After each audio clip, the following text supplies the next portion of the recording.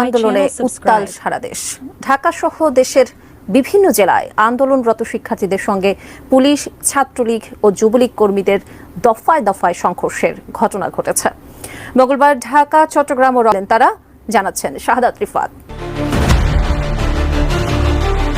সামাজিক মাধ্যমে শিক্ষার্থীদের শরীর থেকে রক্ত ঝরার এসব ছবি দেখে অন্য সবার মতোই বিষাদের দাগ লাগে তারকাদের মনেও। তাই তো ইতিমধ্যে কোটা সংস্কারের চেয়ে আন্দোলনরতদের সঙ্গে একাত্মতা প্রকাশ করেছেন বিভিন্ন চলচ্চিত্র শিল্পী, অভিনেতা, অভিনেত্রী, ইউটিউবার, ইনফ্লুয়েন্সার সহ সঙ্গীত শিল্পীরাও।